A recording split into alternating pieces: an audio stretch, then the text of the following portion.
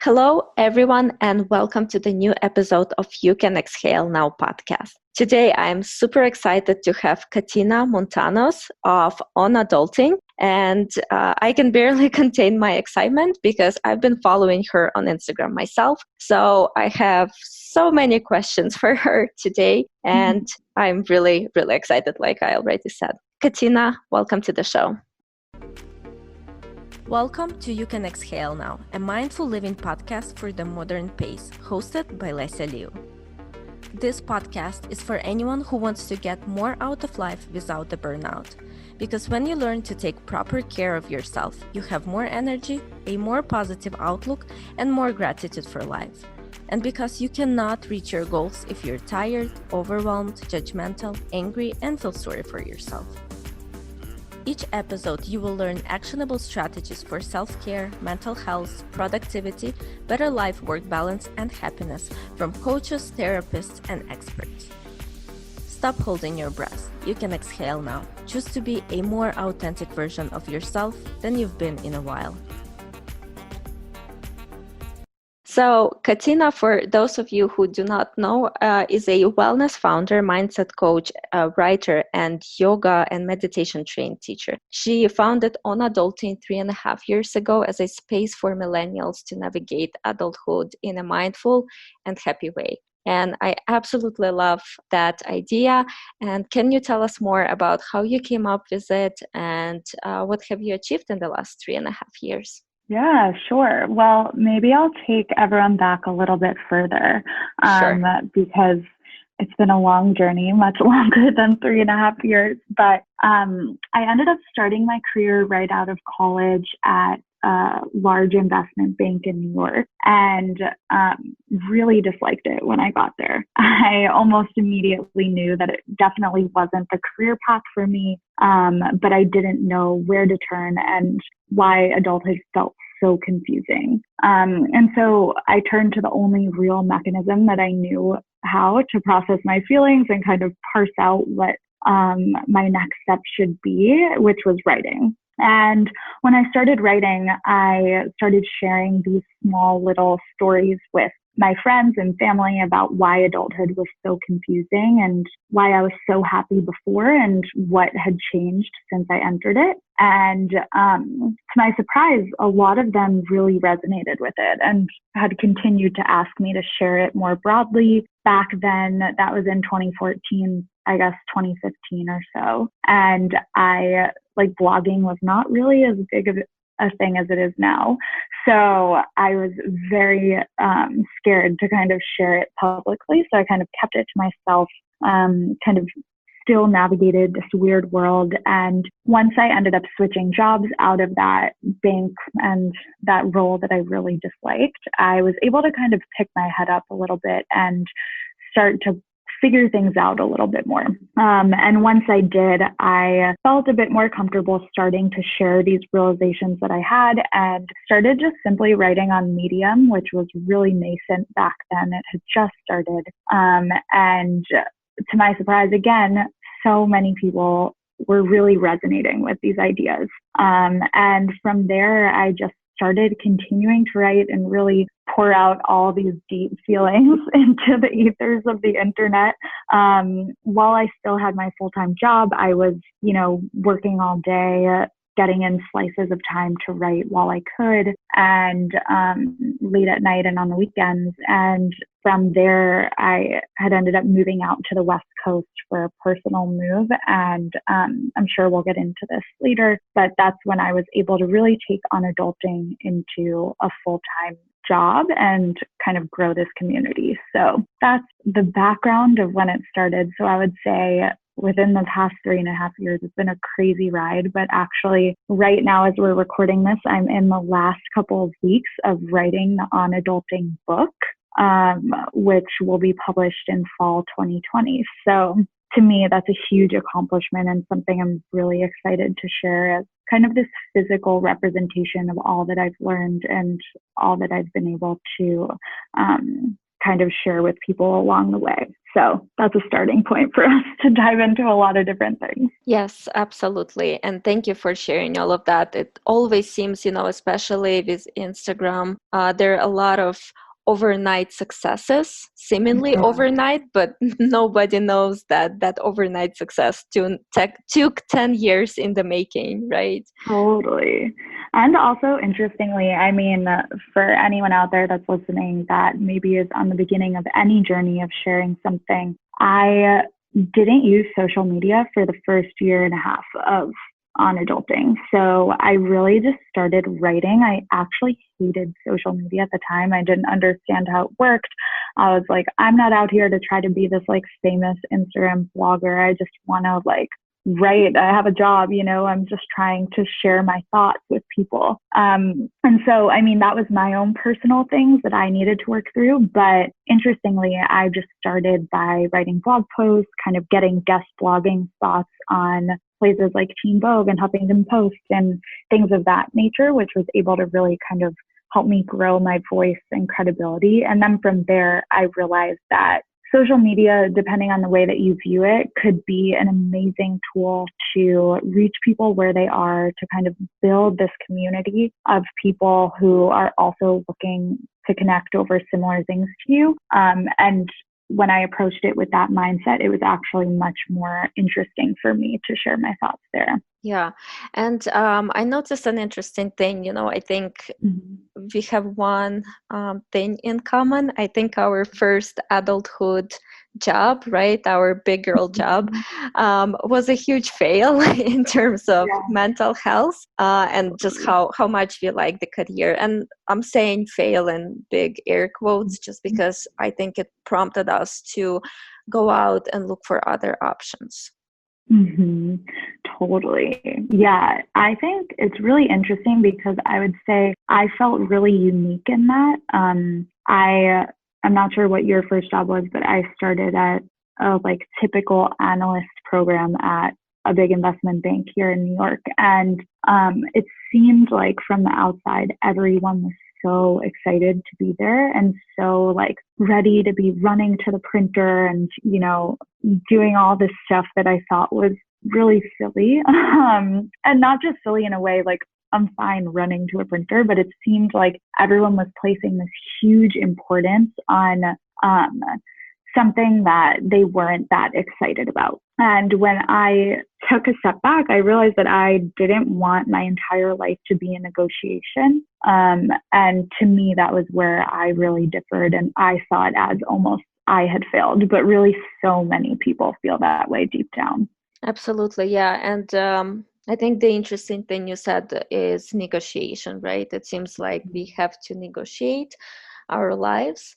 And what I think is also interesting, so you're kind of creating this huge community for millennials, and millennials are often seen as being too picky, too needy, too lazy, too entitled. And, it's very easy for a lot of people to blame millennials for whatever is going on, right, in the world. So could you speak a little bit more to that? Because I'm sure you do not see millennials as being too entitled or too lazy. Totally. Yes. My fiance and I joke about this, but I am like the classic millennial. Anytime I respond to anything, I mean, there are sometimes I'm not necessarily proud of this, but I fit a lot of those stereotypes. Or the ones that kind of people think about millennials. And, it's really interesting. In the book that I'm writing, a large portion of the middle of it is kind of how we got to this point, how all of us got to this point where we don't feel like our jobs or our lives post college feel like enough. And we're constantly seeking and searching for this passion that isn't necessarily there. And I won't dive into this too much, but there are so many societal factors ranging from the economic state of our world when we were born to parenting styles, to the birth of the internet, many things that have kind of made us as a generation feel like we have the ability and the choice and even kind of this idealist view of the way that our lives could turn out, which I think many generations didn't have the chance to experience. So we grow up and get out into adulthood, and we've been told these many things throughout our lives that are like, reach for the stars, work is supposed to be fun. And we often get to this real life and it doesn't necessarily feel that way, what we've kind of been trained to do. So I think that's not necessarily to place blame, but it's just an interesting tidbit for all of us to realize that it's not necessarily our fault. That being said, there are many amazing things that millennials are doing to shift the conversation around everything from our environment to the way that companies are run to the way that our lives should look. And I think that we should really champion that and continue to push that idealistic view to many different areas of the world, while also balancing this fact that we don't need to do everything. And it's okay if we kind of pause the achievement focus and this ability to kind of continue to collect trophies and allow ourselves just to pause and simply be for a little bit. Absolutely. Absolutely. I agree with you. I probably would say that I am your typical millennial in that case as well. And I think, while there are some negatives to it, right? The kind of gold star and trophy for everything. But I think there are a lot of great things that millennials are in fact doing, right? We dream bigger. We think more of the environment, right? We're more environmentally conscious. And I think just like you said, because internet enables us to work from home, right? I, as a digital marketer, do no longer need to go into an office, right? Internet also and social media enables us to spread our message, like what we're doing right now, right? We are recording this podcast and stuff like that. So I do think that there are a lot of really positive things that millennials are bringing to the table. Totally. Yeah, and I think a lot of times, just quickly, one thing, I think a lot of times we do, and I'm sure many people listening to this will agree, that we kind of get misunderstood often. And we're not necessarily lazy or entitled or any of those things, but we're simply kind of acting in the way that we've been trained to. And I think it's up to us to acknowledge that there are some potential downfalls of that and take it upon ourselves to really be the change that we want to see. Absolutely. I have to agree with that. So I wanted to ask you about your new venture, a recently launched well-being startup called Daydreamers. Can you tell our listeners more about the concept behind it?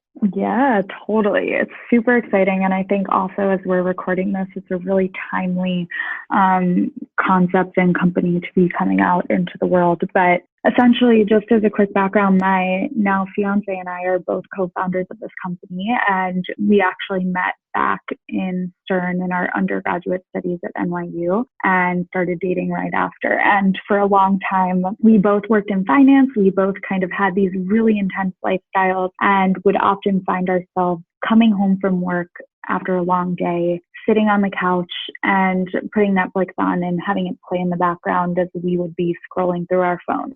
And one day we looked at each other and we were like, there has to be a better way. Like, there's no way that the internet has been created and we have all these easy things at our fingertips, like our groceries are getting delivered and you could literally order anything from your couch, but we're spending all this time that is now freed up doing things that make us feel really drained.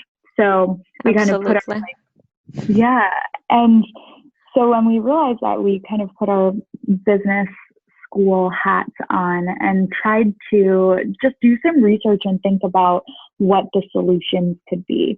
And we realized there are a couple of different factors. And number one, we weren't alone in these thoughts.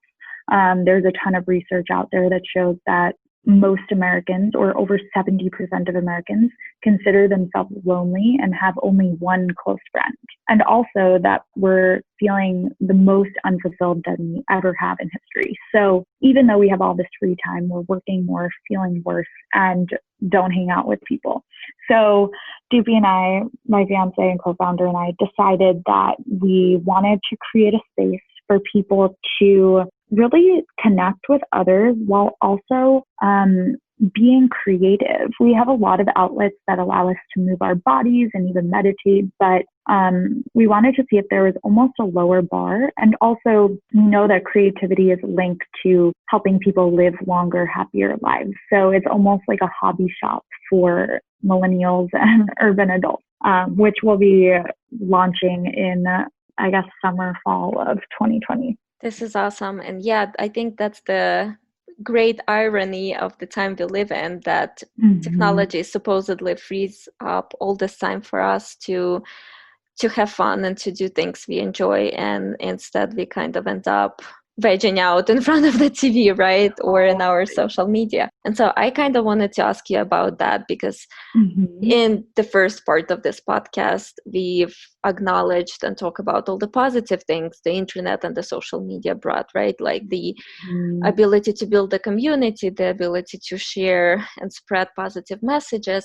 And why don't we talk a little bit about the negatives that technology and social media bring? Especially, it seems like daydreamer space is almost like anti-social media, anti-technology, right? I am reading on your site that we are starting a movement to stop scrolling, streaming, and slacking so we can be happier, healthier humans. So let's talk a little bit about that and how to find that balance between being productive and enlisting the help of internet to our benefit versus where technology becomes our enemy and enemy to our mental health.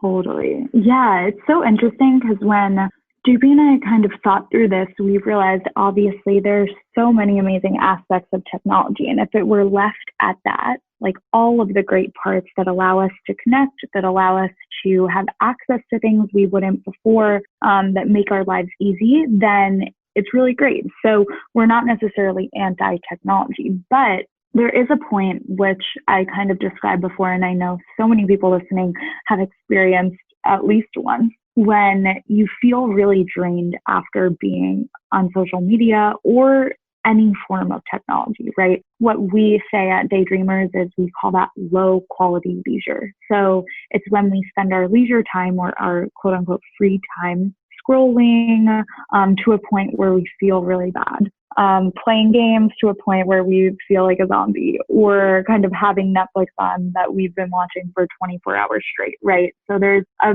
time and place when it feels bad. But on the flip side, there are things that we could do that we call high quality leisure. And some of those that I had mentioned before, which are creating things with your hands or connecting with people in real life or going on a walk in nature. There's so many different aspects of how we could kind of combat those negative effects. And I mean, it's really crazy. There's a lot of studies that are coming out that show that within 5 minutes of waking up, 90% of people look at their phone, whether that's scrolling through email, scrolling through social media, whatever it is. And that directly is linked to negative mental health outcomes. So depression, anxiety, stress. And in order to live a life that feels really good, that helps us be healthy and happy and connected, we have to be the ones that kind of take charge of when our technology goes from being really helpful and positive to draining and unproductive in a way. Does that make sense? Yes, absolutely. I think it's about striking that balance a little bit of when too much is really too much to your mental health. And that statistic that you've just shared is just terrifying. Yeah, it's crazy. And I mean, that's not to say like there are totally days where we're going to want to just like chill on a couch and not do anything and watch TV all day. That's fine. But I think that what Doopy and I had found, and especially in our research and also what we're trying to combat, and I'm sure what your listeners will resonate with, is this idea that when we're unconscious and when we're kind of doing these things out of habit and feel really bad, that's when the problems start. So if we could actually just become more aware of how we act throughout our day and really kind of reclaim our free time, then there can be so many other benefits to the rest of our lives. Absolutely. So awareness, right, is a big first step in addressing any issue, right? Because if you do not have awareness that you have a problem, you can't really address it. So awareness is definitely step number one. But then as we gain that awareness that something isn't working, can you share more tips about how to live life a little bit more consciously in our day-to-day and big picture as well? Yeah, I love that. I think it's really interesting because I just heard this definition of mindfulness, which really resonated with me. And the first is kind of recognizing the present moment, right? So just becoming aware. The second part of it is living with intention. So it's being intentional about that present moment, not just recognizing it. And then the third is your attitude. So how do you perceive that present moment? How are you being kind and compassionate, or are you being angry and frustrated? And I really like to live my life. To me, consciousness and mindfulness are one and the same. And the moment that I started becoming awake to how I lived, I couldn't stop looking at all the things I had been doing unconsciously before. And I think the first step, as you said, is becoming aware of it. But then the next few steps are just really kind of becoming curious, and then also deciding what you want to do about it and how you want to channel those feelings into action. So kind of my first step would be really starting with that first layer of mindfulness, becoming aware, and then layering on from there all the way until you could start acting on it. Great. And so, we talked about the importance of hobbies and creativity and, living your life more passionately. But I think a lot of millennials, we have so many choices in this life, right? I probably more choices than any other generation before us. And so I think a lot of millennials are struggling in finding their passion, right? They find one thing, it seems interesting, they start doing it, but then the other thing comes up, right? You have lots of distractions. So do you have any suggestions and any advice on how to find your passion that really gets you fired up, that gets you get up and wake up excited about the upcoming day? It's such a good question. I think for a long time, I was obsessed with this idea of finding my passion. And when I didn't have it or didn't know what that meant to me, I was so consumed by all of these things. And I would try and test out a million different things. And I was like, nope, this isn't it. Nope, this isn't it. And I felt just as you were describing, like I was jumping from thing to thing. And then one day and it wasn't necessarily one literal day, but like one collective day, I really decided to stop looking outside for all of this validation of stuff, right? Like how many people were reading my blog post, or how many things, like what type of job did I have, or what did people think of that job? And I started looking inside and asking myself, how did I feel about this experience? Or like, was this fun to do or not? Or like, did I feel drained after this or not? And I think that when I made that shift from looking externally to really getting curious internally, it helped me realize that like your passion doesn't need to be one thing. That being said, there are a couple of different exercises that I work on with my coaching clients, and that actually they're scattered throughout the book, which I'm in the editing phase of now, and I'm so excited to bring to the world. But I think that the first step of all of this is really being honest with yourself. So it's starting with kind of taking stock of what's going on in your life and really understanding how you feel about it.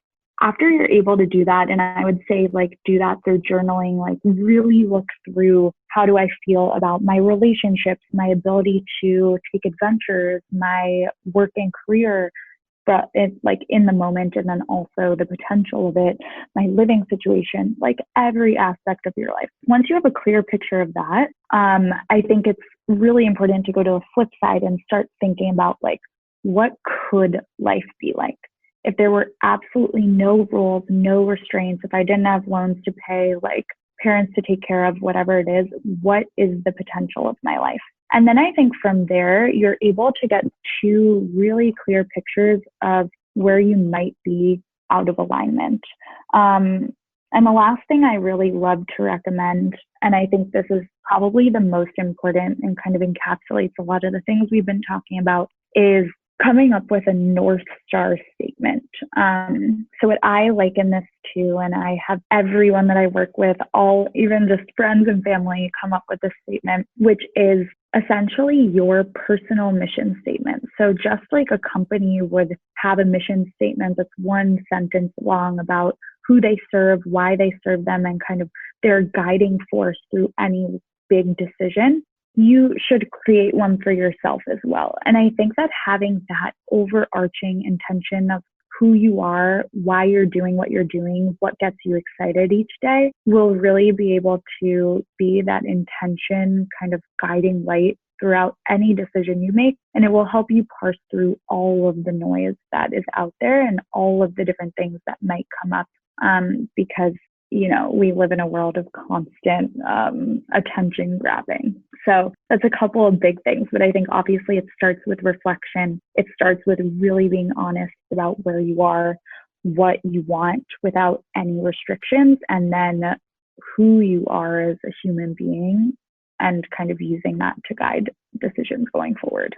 That is a lovely, lovely practice. I think you're absolutely right in that I see a lot of people struggling to just pick one passion, right? A lot of us think that this passion is like one big thing and it will feed your creativity and it will keep you satisfied for your entire life. And that's a huge concept, right? That's biting way off way more than we can chew. So I think this is great. And I think you touched on another really important point, and that is internal versus external validation. I think especially in the age of social media, we are constantly looking for that external validation. We go into Instagram and we see this perfect pictures of, perfect makeup that probably took 2 hours in the morning. We are looking at this perfect, fitness workouts, people eating very beautiful food that is very healthy, traveling to these beautiful places. And I think we think of ourselves less than when we see all of this perfection coming onto us, right? And we're trying to meet that non-existent bar. So how do you, in your own life, kind of differentiate between internal and external validation, and when you feel like you're going too far into one direction? Yeah, I think that this comparison trap is something that is really difficult to navigate, even if you're clear on what your passion is. But I was just talking to a friend actually the other day, and we were talking about what your true inner voice sounds like and what your ego sounds like, essentially. And whenever you hear your true inner voice, and everyone has heard it before, you may just not have recognized what it was, it's very clear. Right. It sounds like the best version of you, the most calm, constant, confident version of you. But when your ego starts talking, when the part of you that gets stuck in comparison, that is looking on Instagram and always wondering, should I be doing this? Should I be doing that? It sounds really loud in your head. Like it's loud and yelling and anxious and jumping all over the place and feeding into kind of your worst fears. So I would just encourage everyone, and I have to encourage myself every day, I mean, we all have to deal with this, to start to differentiate what the voices in your head sound like. And for me, the way that I've gotten much better at this is through meditating. And, everyone has a different practice. For me, I always thought that meditating was so difficult. I'm like super type A, super energetic. So I was like, there's absolutely no way I could sit down for more than 1 minute, let alone like 10. But I started building this practice step by step, simply just by sitting on my couch in the morning and like listening to quiet music and just allowing my thoughts to wander, which I know isn't meditation, but it was the start for me.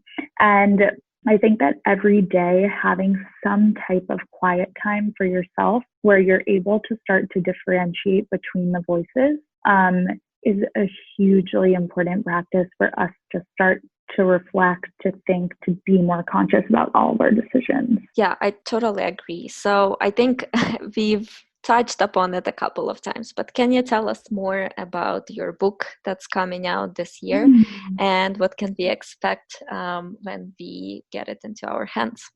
Totally, yes. Oh my gosh, it's so top of mind because I was literally just editing it all day so far. But yeah, so I didn't mention this when I talked about the beginning parts of my story, but when I first started writing, I mean, for my whole life, I've wanted to write a book. I've kind of just known that writing is my thing. And, you know, I was working in finance, but I was like, one day it will happen when I'm old and like, you know, retired or something. And so when I started writing on essentially what was on adulting back when I first graduated, I really wanted to turn it into a book. And, you know, obviously I was very naive back then and didn't understand how that worked. But ended up really taking the core of that, the core of those 13 chapters and turning them into a blog and kind of being the basis of everything that I wrote about. So last summer when I was approached by a publishing agency, they were like, hey, we love your writing. We'd love for you to write a book about being a millennial and growing up in our world today, and kind of left it open like that. And so for me, it was really exciting to kind of go back to so many of these thoughts that have been consistent for me and see how they've evolved. So, you know, it is called On Adulting, and it's really about how to navigate our world as a millennial today in a conscious and mindful way. So what you could expect is there will be 4 parts. The first part is quite short, but it's essentially about kind of just getting on the same page about what's so weird and confusing about when we enter adulthood. Because one of the worst parts for me was thinking that I was so alone in all of these feelings, and recognizing that I wasn't was really empowering. The second part is all about the societal impacts of how we got to where we are. So realizing that there are many things, you know, from the way that our brains are structured and hold on to information, to the way that we were raised, to the way that our world is kind of structured right now. They've all impacted us to be where we are today. The third and fourth parts are a lot more kind of personal focused and exercise focused. So there'll be a lot of the exercises that we've talked about throughout our conversation today. So really concrete scientific ways to start getting honest with yourself, how to really build that dream life, that those passions, figure them out. And then specific ways to navigate money and finances, relationships as an adult, and then bringing it all together. And the last part is really specific ways that you could start to live this conscious, happy, mindful life right now. So the third part is much more kind of strategic and big picture focused. And the last part are ways that you could start practicing these tips and ideas in your life in this moment and really making it sustainable. Any questions? So I guess my question is, I find it interesting that you decided to publish a book, right? You have a blog, you have Instagram where you share lots of messages and they just kind of sit there for free, available to all whenever somebody comes to your site a year later from the publishing date. Why did you decide to go with a physical book? Well, I think personally, it's definitely been something, as I said, that has always been a dream of mine. I also think that for me, when I entered adulthood, I didn't know where to turn. I, in the book, call it, I was going through it. And if anyone here kind of hears those words, going through it, and resonates with them, you'll know that when you're going through it, everything feels hard. Everything feels so confusing. You feel like a failure. You don't know who to talk to or where to turn. So for me, my solution was like, I'll just absorb as many words as I can and as many stories as I can. And someone somewhere will relate to what I'm going through, and I will kind of see myself in their story, and maybe I could claw my way through it. And so when I was writing this book, I was really writing it for that version of me, for when I was 22 and sitting in my like 2-bedroom apartment alone, with a roommate, and kind of crying myself to sleep, and was like, nothing is ever going to get better. And I would lay in bed with a book and be like, okay, maybe I could be kind of like this person. So I really wrote the book with that intention. And I want this book to be for people who want these exercises to be able to write in this book, to kind of work through them in that way. And then also hold on to these stories to know that they're not alone. It's definitely much more in-depth than anything I've ever wrote before. And the exercises are really detailed and kind of available for you almost as if a journal would be. So it's a combination of a couple of different things. Perfect. Well, thank you so much for sharing your experiences and insight into really a shared experience we are having right now as a generation. And for our listeners, you will be able to find Katina's website on adulting, as well as her new well-being startup Daydreamers links in the episode notes, as well as, of course, her Instagram and her Facebook. Katina, thank you so much for this conversation. I think it was really honest and really helpful. And like I said, I think a lot of people, especially in our age group, are going through a lot of the same things and, really difficult situations and navigating through them in this modern society. So thank you so much for this conversation. Yeah, thank you. And I'm so looking forward to kind of hearing this play back. And if anyone has any questions or thoughts, definitely feel free to reach out to me on any of the forms that you just listed. Sounds great. Thank you so much, Katina. Awesome. Thank you.